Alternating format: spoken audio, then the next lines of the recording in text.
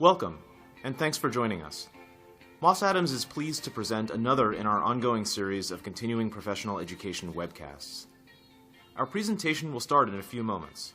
Before we begin, here are a few things to keep in mind. You can customize how you both view our presentation and interact with the presenter.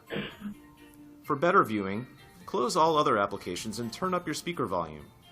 You can also adjust window size and placement. At the bottom of your screen, you'll see a series of icons, each relating to a different aspect of our session. For example, you can click the File folder icon to download the group attendance sheet and a PDF copy of today's slides. You can ask our presenter questions during the webcast by clicking Q&A in the bottom left-hand portion of the icon bar and typing in your question. We'll do our best to answer all questions during the presentation or follow up via email. We'll ask polling questions throughout today's presentation. Per the National Association of State Boards of Accountancy Webcast CPE standards, CPE credit will be awarded based on your participation in these polls. To respond to a poll, click the button next to your answer. If you're attending this webcast in a group, you must complete our attendance sheet to receive CPE credit. Please have all group members sign the sheet, and please remit only one sheet per group. Also note, today's session will offer you 1 CPE credit. To receive credit, you must meet the requirements as specified by the National Association of State Boards of Accountancy. You must attend at least 50 minutes of the session and respond to at least 75% of the polling questions. CPE credit can be awarded only to participants registered as themselves and is not available to participants who view the on-demand version. We'll track your progress and alert you when you've earned CPE credit. You can then click the certificate icon to open a PDF file you can save to your computer. As a reminder, the presentation you're about to see is not legal, investment, or accounting advice. We encourage you to seek the counsel of a professional service provider to apply this content to your specific circumstances. We're now ready to begin.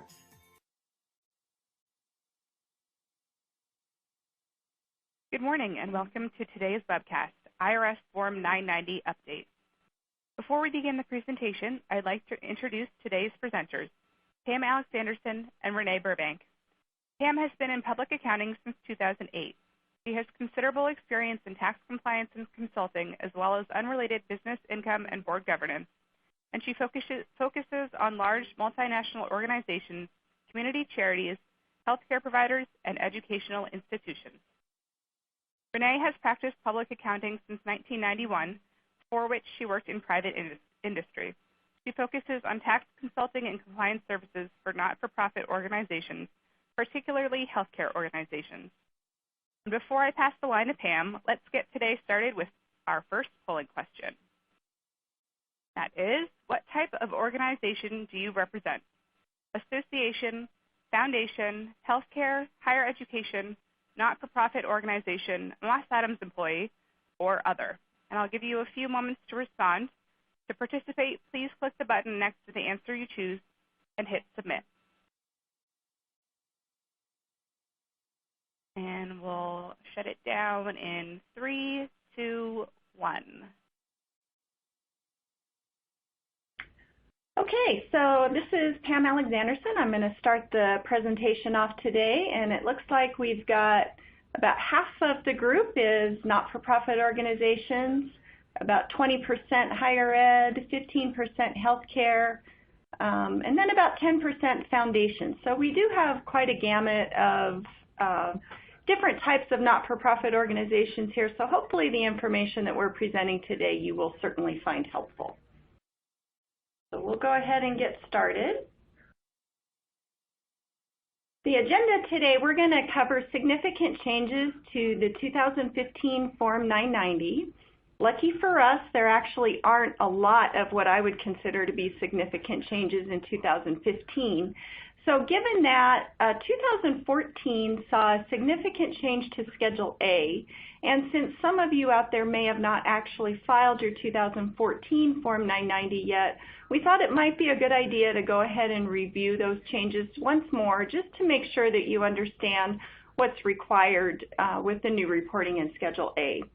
We will also be going over some changes to Schedule H for hospitals, and then a few small changes to the 990T, probably mostly credits and deductions that you may not be aware of. Then we'll switch focus a little bit and go into some of the IRS strategic planning for 2016 and their exam focus. Okay, so I'm going to go ahead and begin with Schedule A. And again, this is a review for 2014 Form Schedule A, but the biggest change in that year was Schedule A as the IRS continues to monitor the activities of supporting organizations under IRC 509A3. The new and improved Schedule A, I guess if you want to call it improved, has tweaks on page 1, as well as brand new parts for supporting organizations in parts 4 and 5. So organizations not exempt under 509A3 as supporting organizations will see little impact to their filing requirements as a result of these changes on Schedule A.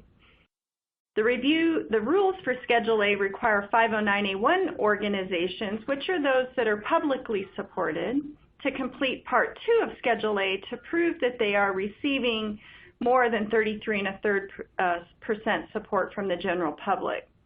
One of the nice things about this is that the IRS did clarify that Part 2 can be completed by other organizations that are not exempt under Code Section 170B1A6 to determine that they are publicly supported.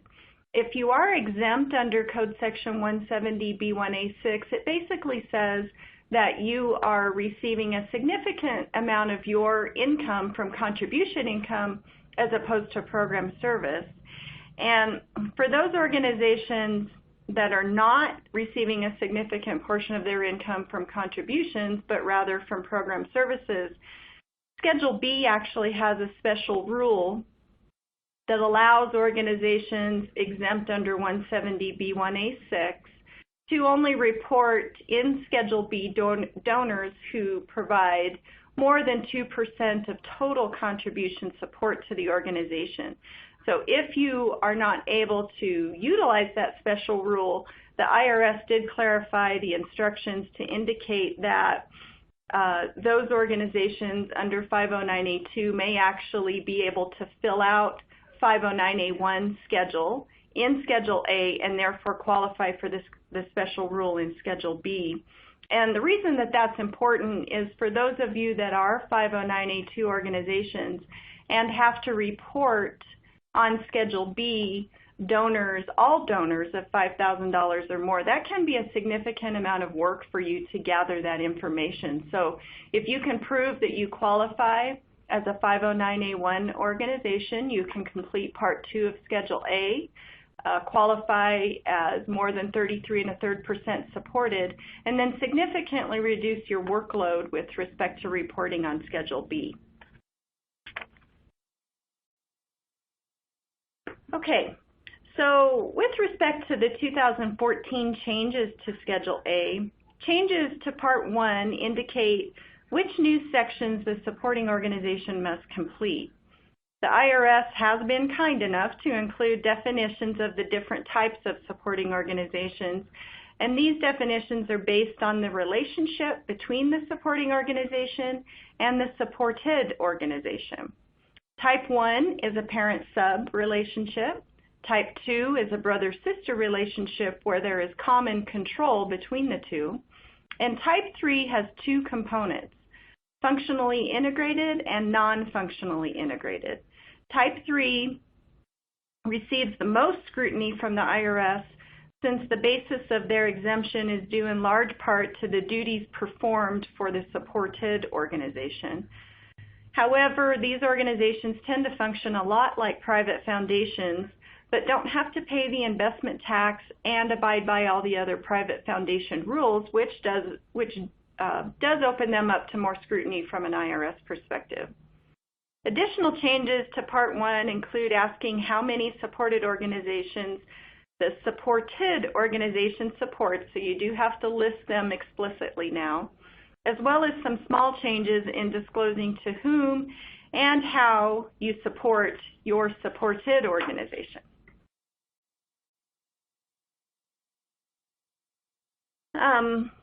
For Part 4, this is now required for all supporting organizations. It does have 5 sections of yes/no questions.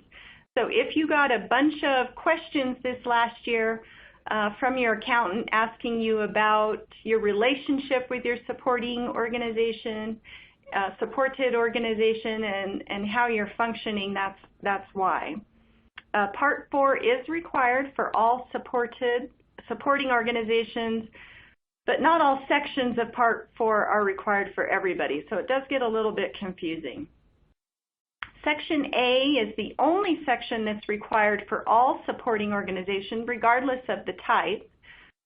And the questions vary from how supported organizations are identified via governing documents like bylaws and articles of incorporations and such, to the exempt status of those supported organizations and their domicile. The section also covers details of transactions with disqualified persons, which are people like officers, directors, trustees, key employees, substantial contributors, and the like. Section B is required for Type 1 supporting organizations, and Section C is required for Type 2. Both of these sections are pretty short and sweet. I think they fit mostly on a single page and are primarily concerned with how the supported organization controls the supporting organization to substantiate that relationship between the two. Section D, E, and F are for Type 3 supporting organizations, with Section D applying to functionally integrated and non-functionally integrated and dealing with control similar to Sections B and C. So there's a lot of new rules out there. It's really important to review the instructions if you haven't already to understand what those are. And then Section E is explicitly for functionally integrated supporting organization, and the IRS wants proof that you're meeting the requirements of a Type 3 functionally integrated supporting organization. So whether that's achieved through the activities test, as a parent of the supported organization, or as support to a governmental entity, they want to know that, that you are behaving appropriately as they would consider it.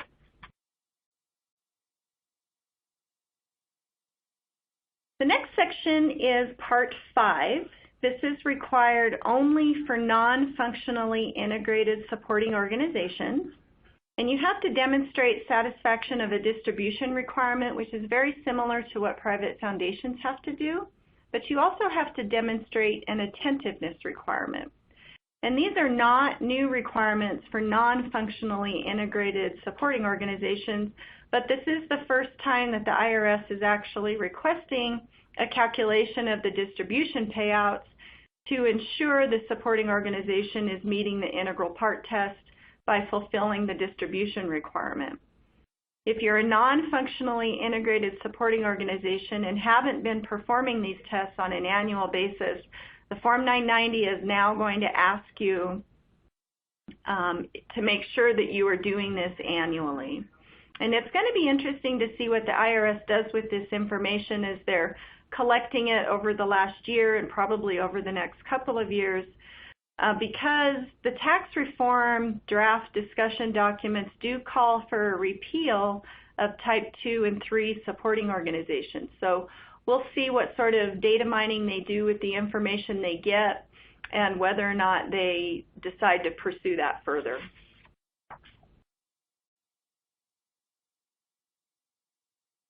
Okay, I'm going to go ahead and hand it over to Renee, who's going to discuss Schedule H with us. Good morning. So we're going to talk about Schedule H, but first we're going to actually focus on the final regulations, and they are the regulations underneath Internal Revenue Code 501R. And I'm going to give you a little bit of background that brought us to this point. So under the Affordable Care Act, Internal Revenue Code 501R was enacted in March of 2010. Until the release of the final regulations, the hospital facilities were reporting their community health needs assessment, financial assistance policy, limitation on charges, billing and collections, in accordance with proposed regulations, which were issued and updated in 2012 and 13. In addition, the Internal Revenue Service released revenue procedures along the way, and that helped clarification of the rules that the hospital facilities must adhere to. So, which now brings us to the final regulations. The final regulations underneath 501R were issued December of 2014. This brought a series of challenging adjustments that tax-exempt hospitals need to adhere to in 2015, definitely going forward to 16, 17, and 18, because we do look out 3 years. One of the examples that was provided in the final regulations was the concept of community. And so the IRS had given the hospitals a little bit of flexibility of defining what community really was and personalizing the community that they actually serve. Besides the fact that the hospital needs to identify significant health needs of the community, prioritizing those needs, and identifying internal and external resources to address those needs, the final regulations of 501R brought forth additional requirements. One of those requirements is the facility must, it's called solicitation, so they must solicitate input from at least 3 sources. Say, for example, they need to solicit one public health department or agency that has knowledge about the health needs of the community. They need to solicit input from medically underserved, low-income persons or population, as well as minority populations within the community. Community health needs assessment also includes the implementation strategy. These documents must be written, and the information that they receive from the solicitations, that must be included in the hospital's most recent community health needs assessment and implementation strategy.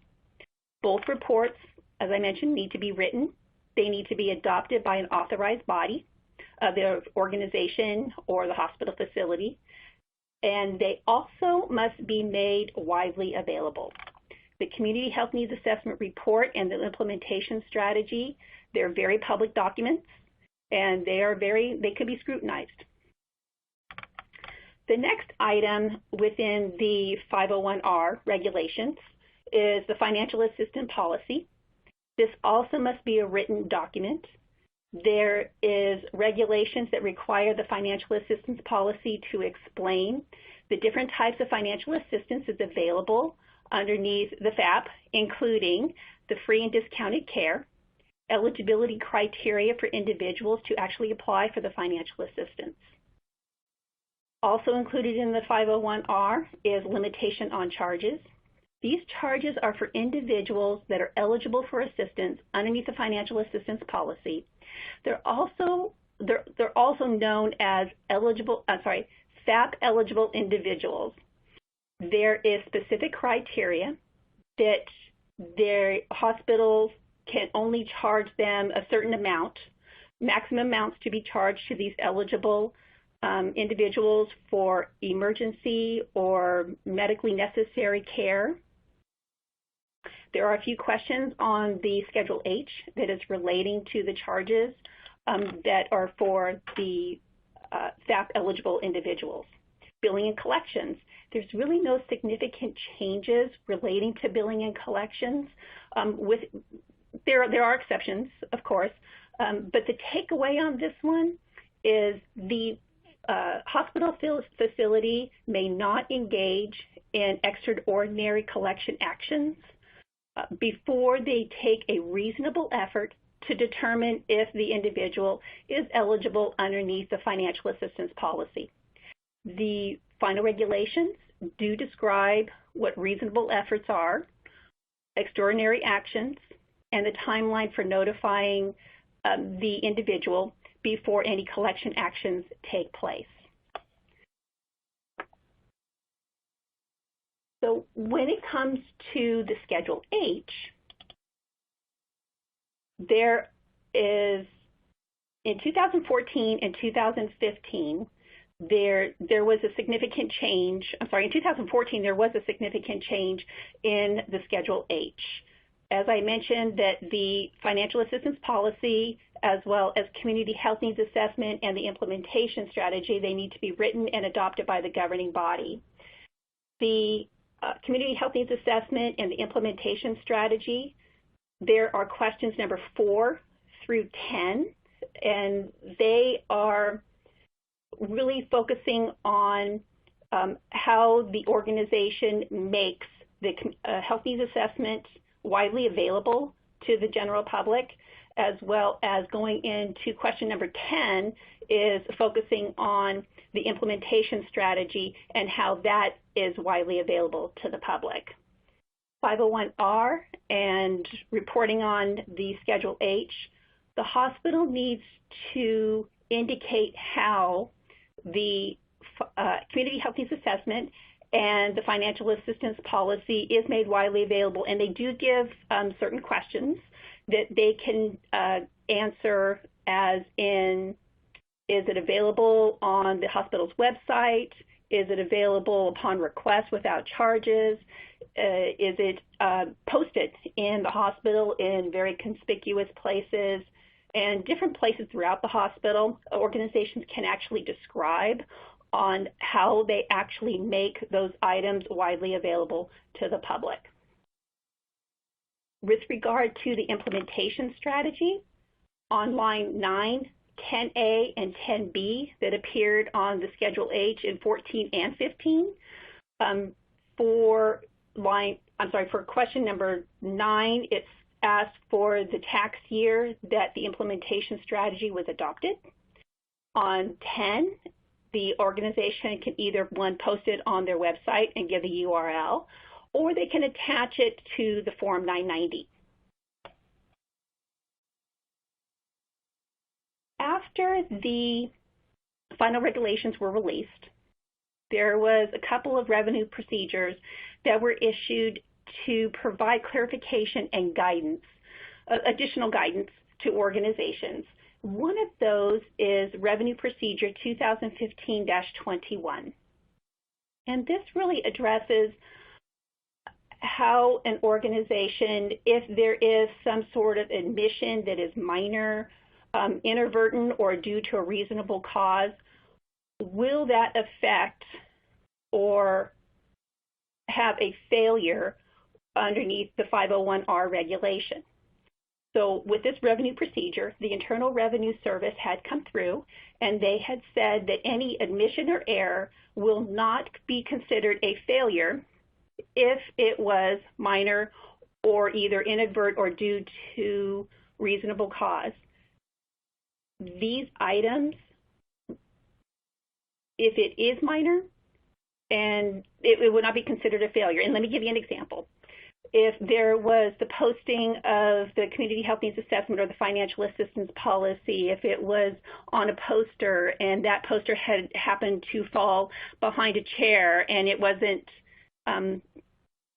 readily available, somebody had noticed it, they put it back on the wall, that is considered very minor and inadvertent. So therefore, that type of instance, according to the IRS, that was their example, that would not be considered a failure of the 501R. I kind of look at these as various violations, and I put them in 3 different categories. The first category is minor errors and omissions, which is not considered a failure, which we just explained. The second one is they're more extreme. Those are willful or egregious failures, and those are subject to a full array of sanctions, and an organization may even be subject to lose their tax-exempt status. The third one is in the middle. So it's something that is, it's a little bit more than minor, but it's not an egregious failure.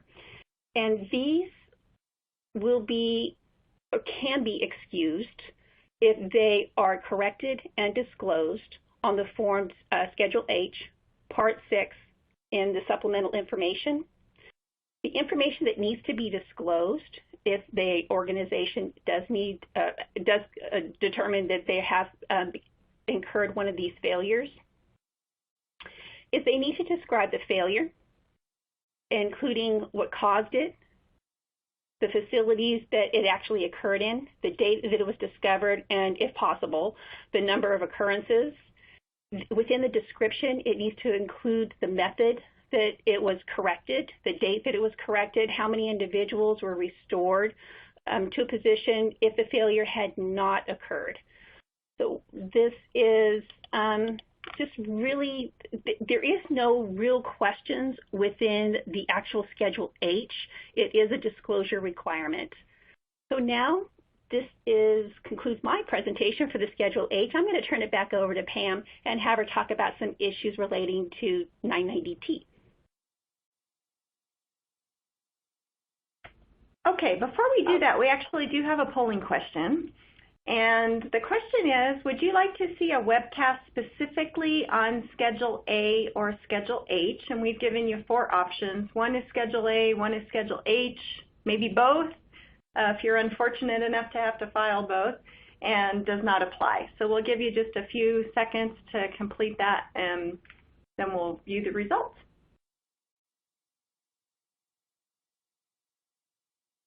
Okay, I'm going to close that in 3, 2, 1.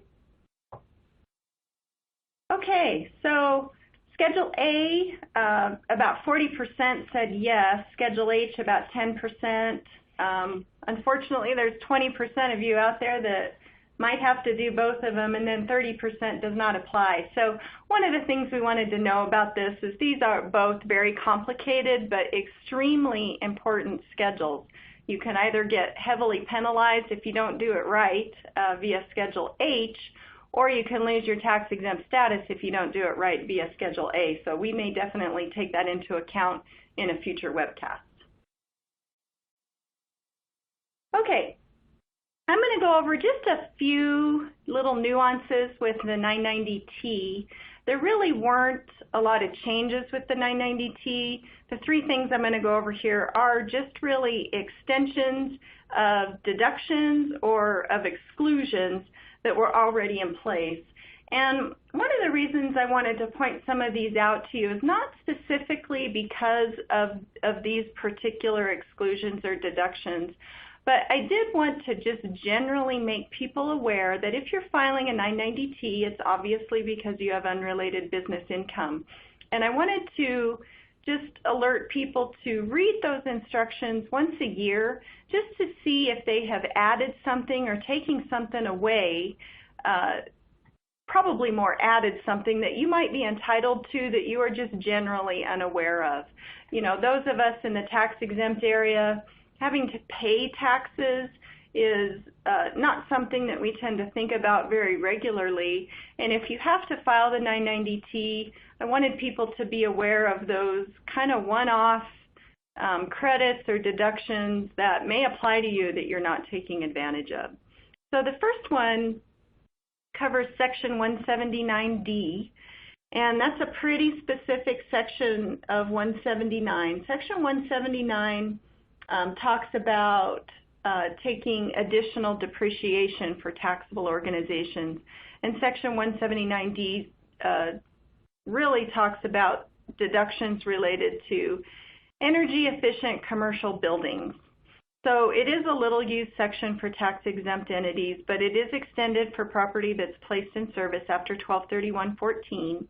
And the deduction provides a benefit for businesses that build or renovate a building that's energy efficient. So those of you out there that are building something or renovating something and you have UBI, you may be able to take advantage of this deduction, which the maximum deduction that you will get is $1.80 per square foot.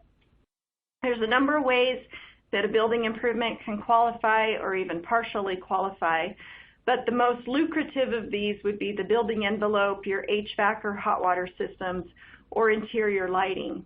The Form 990T is used to report rental income from debt finance property. And so if you have this type of rental income from a building that you've purchased or renovated, you may be able to utilize this little known deduction. There are energy efficient criteria, obviously, that must be met. And there are several types of structures that we've listed here that it does not apply to. The next more really is an extension of an exclusion involves qualified specified payments. So generally, interest, rent, royalties, and annuities are excluded from unrelated business taxable income, or UBTI, for tax-exempt organizations. However, there is a section of the code that treats these otherwise excluded specified payments as unrelated business income if it's received from a taxable or tax-exempt subsidiary that is 50% controlled by the parent tax-exempt organization, to the extent that the payment reduces your unrelated income of the controlled entity. There was a special rule that was passed as part of the 2006 Pension Protection Act that provided for payments under a binding written contract or substantially similar terms that you might be able to exclude some of these payments. So we just wanted to make you aware that there may be an exclusion available to you for qualified specified payments that are received or accrued after 12/31/14. And then the next one is probably very little known, but might be available especially to those universities that are on the West Coast that might be doing something with American Samoa.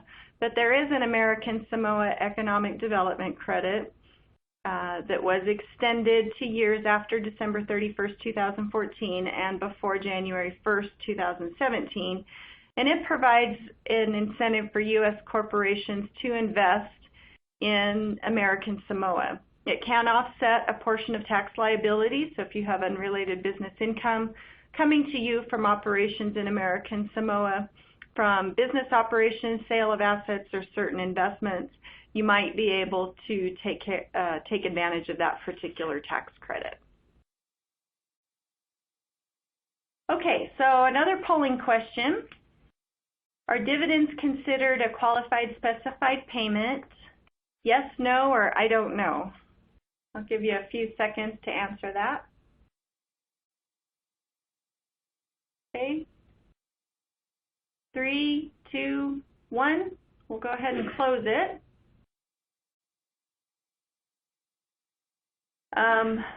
22% say yes, 40% say no, and 43.5% say I don't know. And this 512B13 is the section of the code that covers this.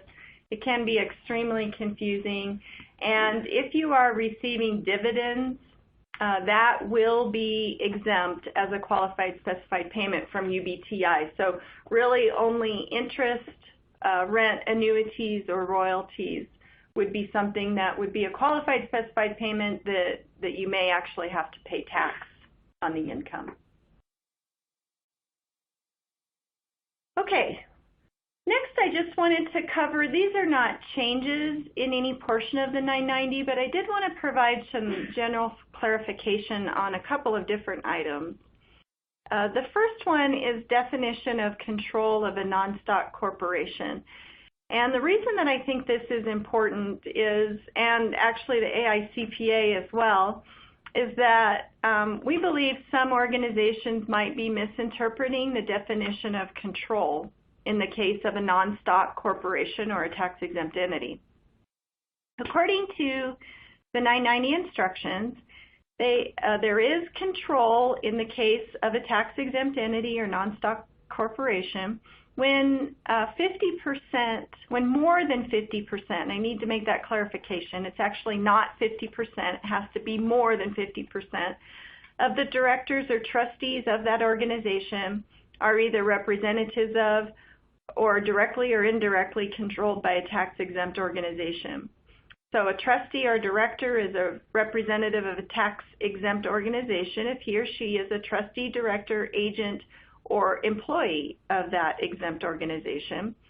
and a trustee or director is controlled by a tax-exempt organization if that organization has the power to remove the trustee or director and designate a new trustee or director. So it's really important that you understand the definition of control. There's a lot more reporting that's required in the 990 if there is a controlled entity, and especially if you're receiving payments from a controlled entity. So it's really important to understand whether or not, as a tax-exempt organization, you do have a controlled entity or you don't, so that you don't do more reporting than is required. Okay. And the next clarification I want to make, and this is a very little used schedule, which is Schedule N, as in Nancy. And we also want to point out that we might want to make sure people are not using this particular schedule incorrectly as well. So there is a section of the core part of the form that asks whether or not the organization transferred more than 25% of its net assets during the year, which would be considered on the surface a significant disposition of net assets. And if you answer yes, then you have to complete Schedule N. The glossary of the 990 instructions can be very helpful in a lot of situations, and in this one, because the glossary for this particular Schedule N says that, more specifically, if the 25% change resulted from the ordinary course of business, such as grant making, then preparation of Schedule N is not required. So if an organization has been very giving for a particular reason in a particular year, and you lose 25% of your net assets because of that, you don't necessarily have to file Schedule N. So when in doubt and you're not quite understanding what the instructions say, go to the glossary for the 990 and look that up there and see if you can get some additional clarification of some of that information. So I'm going to go ahead and turn it back over to Renee, who's going to talk to us a little bit about some IRS focus. Hello. Okay, so the IRS update, usually the IRS, or the tax-exempt government entities division, they actually publish these work plans. And in 2014, they published a work plan. 2015, I didn't see one, but now they're publishing this for the 2016, and these are their new areas of focus for 2016. Some of these things are definitely internal, and some of them will affect, tax-exempt organizations. The first one that really affects the Internal Revenue Service internally is they were partnering with the Lean Six Sigma to improve their internal processes and procedures. They also were assigning the IRS determination applications, and that will be the Form 1023, 1024, 1028, any type of application of that source to get an IRS determination letter. Those applications were directly assigned to specialists. Cases were usually closed within 35 days, but they were closed in 35 days is because the application was incomplete. Usually they actually hold on to the application for 90 days, but their new internal processes saying, you know what, if this application is incomplete, we're going to go ahead and send it back, refund the money, and let the organization take care of it, and then reapply. The long-term projects, they're evaluating the new form that came out a couple of years ago, which is the 1023EZ process. They were looking to make the Form 990 available to the, it's called a modernized e-file format. And then, of course, this was the one that I like, simplifying tax forms. Okay, so anybody that has filed the Schedule H over the last 5 years, is that being really simplified? in my opinion, it has been expanding. It went from 4 pages to 8 pages to 12 pages, and who knows what's really going to happen in 2016, 17, and 18. So this is the one that I really like to see what's going to come out when they're saying simplifying tax forms. The next area of the IRS update, these 2 items that they have provided some information on definitely is for internal processes. They're building this knowledge library, and that is more for their specialists to research and find out, certain technical resources within this knowledge network. The risk management, this is areas of training within the Internal Revenue Service in order to determine to identify risk at an office level or regional level. And then they're introducing the risk acceptance form. And this is a document for risk-based business decisions within the Internal Revenue Service, to my understanding. This one is this really affects external as well as internal, the data-driven decision-making. So the information that the Internal Revenue Service obtains is from compliance reviews, compliance audits, field examinations, determination applications. So the IRS is looking at these different types of resources in order to determine to determine what plans that are strategic areas that they may find risk of non-compliance. So when it comes to the developing of the pilot process for analyzing the 1023-EZ applications, what the IRS has done is if the application is incomplete, they will return it within 60 days.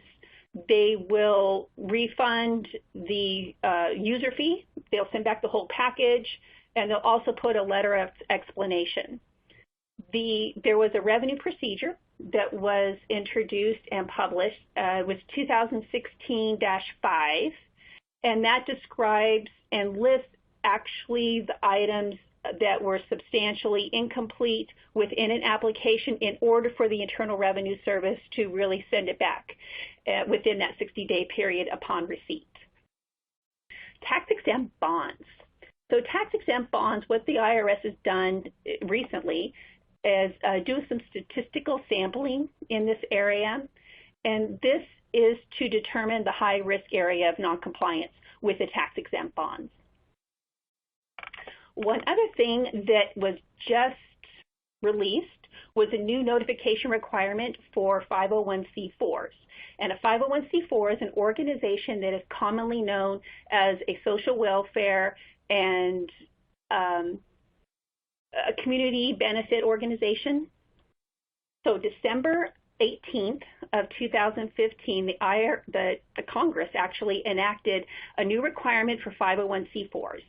And these organizations need to inform the Internal Revenue Service within 60 days after they have been established and intended to operate as a C4.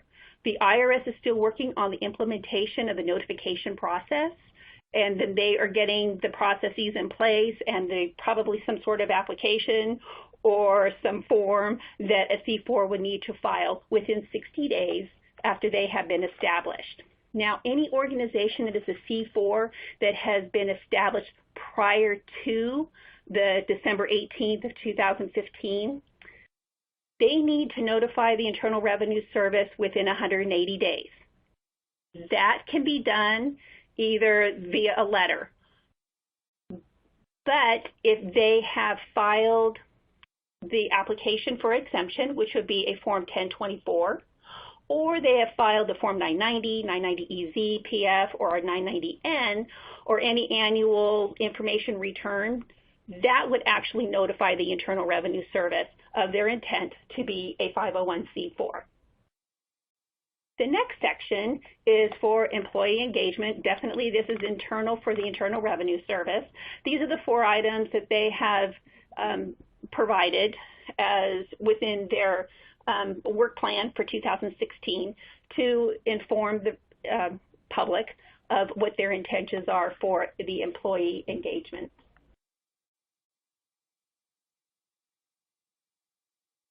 Okay. When it comes to 2016, the areas of focus, this is to ensure the organization can enjoy, as what they put it, their tax-exempt status, to comply with the requirements and adhere to the federal laws.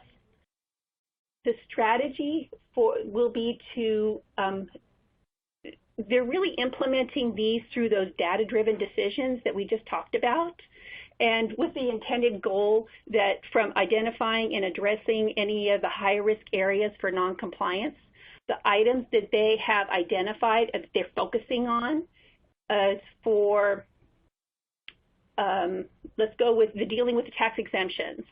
This is for non-exempt activity. Private inurement are the 2 items that they have said that they're going to be really looking at and focusing on. The protection of charitable assets from self-dealing, excess benefit transactions, loans to disqualified persons. Within the tax gap, their issues are involving employment taxes, unrelated business taxable income. For international issues, it is looking at the oversight of the funds that are spent outside the United States and making sure the organizations, if they do have those types of funds, that they're filing the FBARs. Emerging issues, that's definitely issues including the enforcement of the 501R compliance. There is different ways that they're going to be gathering this data. That would be from the compliance reviews, compliance checks, correspondence, field examinations, to name a few. So that takes me to the question. Emily? All right. Our final polling question for today is, has your organization received a compliance questionnaire or been the focus of an IRS examination in the past 3 years? And your options are yes, no, I don't know, or prefer not to say. And I'll give everyone a few moments. And just as a reminder, once you have completed all CPE requirements, you will be able to download a PDF of your CPE certificate from the certification icon at the bottom of your screen.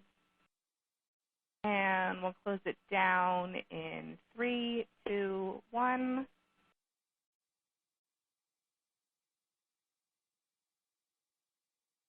Okay, so we've got 7% of people say they have received a compliance questionnaire, been the focus of an IRS exam.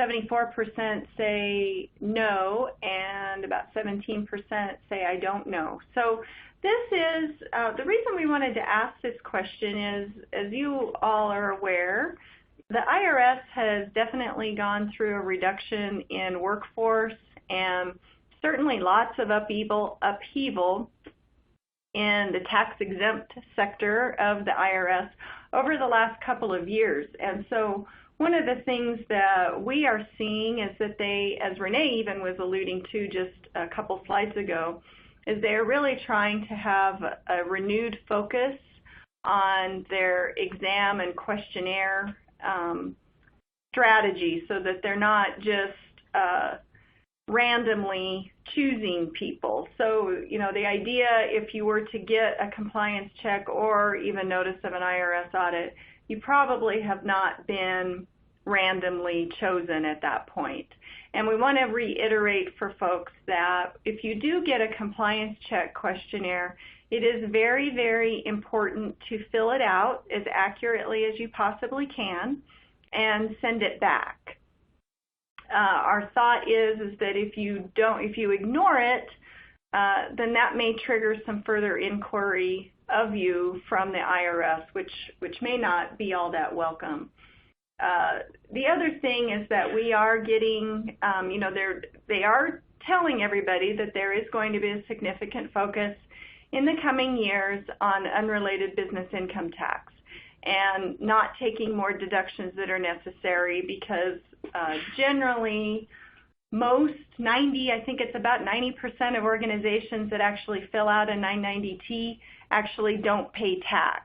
And that is not in common with the general tax-paying corporate public. Most of those organizations do pay tax. So I do think that we can see in the future those of us that work in the tax-exempt space really getting some very targeted compliance questionnaires or exams coming up. So. Yeah, and if I can just add to that, when it comes to the tax-exempt bonds, we have seen the questionnaires really going out to the universities. And with the IRS, from what I've heard, is they are going to be looking at the tax-exempt bonds for hospitals. And those are 501c3 organizations, 501c3 tax-exempt bonds. And they may be using the information that they have received from the questionnaire that they got back from the universities and may be applying those to the actual tax-exempt bond requirements for hospitals. So one thing, a food for thought to think about if you do have tax-exempt bonds, and I know some of the clients that are on the line, they do have tax-exempt bonds. So just to make sure that when you do, if there is a questionnaire that goes out to the hospitals, just to make sure that they are completed accurately, have somebody reviewed it, either your legal counsel or your tax professional, just to make sure that you get a second set of eyes on those. Okay, thank you. All right, so thank you so much, Pam and Renee. We do have time for a couple of questions. As a reminder, if you'd like to ask a question today, you can enter your question in the Q&A box and hit submit. And our first question is, if a credit union merged during the year with us, do we have to file 990 on their behalf? If so, do we need to check boxes 31 and 32 of Part 4? If so, do we have to report individual loans, investments, and other assets, or can we aggregate like items? Okay, I'll go ahead and take a stab at this one.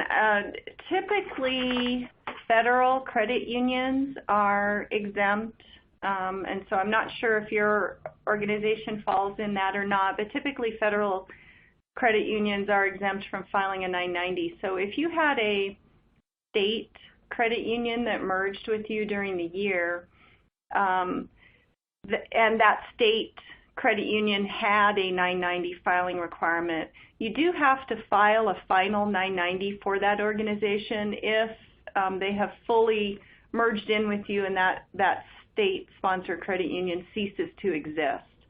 So if that's the case, you will have to file a 990 for them. You will have to go through those particular questions in Part 4 because their net assets would have likely gone to zero, perhaps, and folded in with your organization, and then complete Schedule N. So there is another form. It's an 8495. That is when an organization actually has merged, or there's an acquisition or a merger, and it's taking the really the balance sheet and the assets and saying what organization really got what. And that form is usually included in with the Form 990.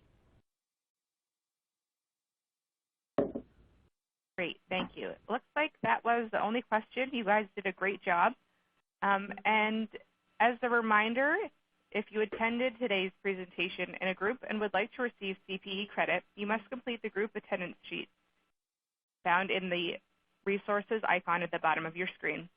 If you participated as an individual and met all certification requirements, your certificate is available to download now in the certification icon at the bottom of your screen. Open the icon and click in the lower right corner to download your certificate. I'll keep the webcast console open for a few minutes to give you time to download your CPE certificate now. A copy of your certificate will be mailed within 2 weeks should you have any difficulty downloading it now. Actually, it looks like we've got one more question here, so we can answer this before we close. and it is, would you be able to provide a future webinar on Schedule K focusing on hospitals? I think that's probably something we can keep in mind for our Moss Adams webcast, and thank you for the suggestion. It looks like that's our last question, so I'm going to push a link to an online survey where you can provide feedback for today's presentation. Please take a moment to complete the survey, as your feedback is very important to us. We thank you for joining us, and we hope you'll join us again next time.